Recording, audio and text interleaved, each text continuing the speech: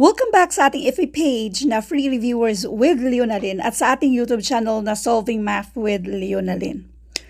Ulitin ko lagi na kung nanonood kayo ngayon sa ating FB page, ang kabuuan nito ay nasa YouTube channel natin na Solving Math with Leonalyn. So, abangan nyo sa comment section ng videong ito kasi ilalagay ko yung link, yung kabuuan ng videong ito.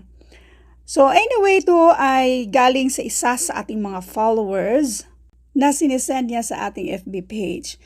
Yung mga katulad nito na questions, meron yan mismo sa civil service exam, meron din yan sa NAPOLCOM, yung mag-arrange ba? Basahin muna natin yung given. There are 6 persons.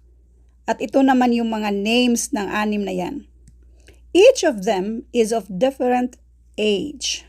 Now, para hindi kayo maubusan ng oras sa actual na exam, kapag nandito na tayo sa given regarding sa yung mga edad nila ba, kasi iba yung edad nila, kung sino ba yung older to younger, or yung eldest dito at yung youngest nito. So, yung unang statement ay, only one person is younger than Ines.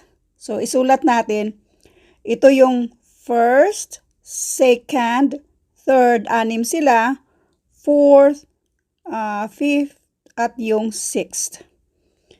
Kapag sinabing only one person is younger than Ines, so nandito si Ines. Merong isang person dyan younger than Ines. Yung next na statement dito, Zandra is older than Ernest. So, kung si Zandra ay older than Ernest, mali yung spelling ko, but younger than Dream. So, mas older si Dream. So, itong tatlo na ito, lagay natin sa baba. Okay, dyan lang muna. Ernest is older than Ines. Si Ernest daw ay older than Ines. So, malamang magkasunod yan siya. So, therefore, isulat na natin dito si Ernest. Tapos, si Zandra. At itong si Dream.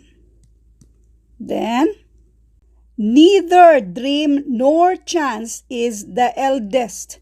So, itong si Dream at si Chance ay hindi daw sila neither. Ibig sabihin wala sa dalawa na sila yung eldest. Wala sa dalawa.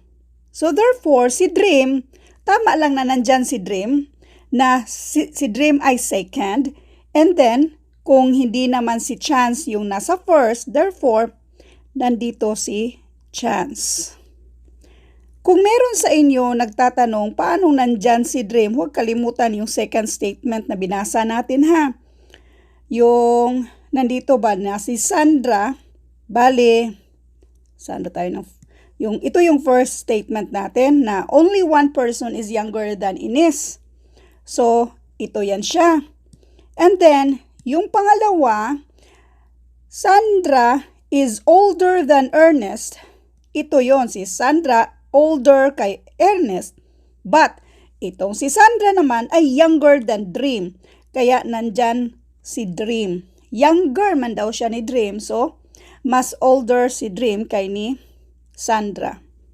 So ngayon, yan ay na-mention na. Sino ba dito ang hindi na-mention? Itong si Zane. So siya yung first. Yung tanong, how many people are older than Zane? Meron ba? Siya yung pinakapanganay dito. So, dapat none of them. Letter B. Next, number 2. So, ito na yung titingnan natin. Yan yung ating guide. Who is the youngest in the group? Sino ba ang youngest dito? Si Chance. So, letter C. Number 3, which place did Zane among them? Siya yung pinaka-panganay. So, panganay, oldest. Letter A. Which place did Ernest, among them, nasaan si Ernest natin dito? Ernest, fourth. So, fourth, letter D. By the way, huwag niyong i-memorize yung sagot dito, kundi yung paraan kung paano natin ito sinagutan. Kasi kung meron kayong makikitang kahalintulad nito, malamang iba naman yung mga names na gagamitin natin, pero hindi talaga nawawala yung mga katulad nito. Sa mismong civil service exam, merong halos mga 10 item na yung arrange ba na mga katulad nito. Thank you for watching and all. I hope na meron kayong natutunan sa videong ito. Thank you and God bless.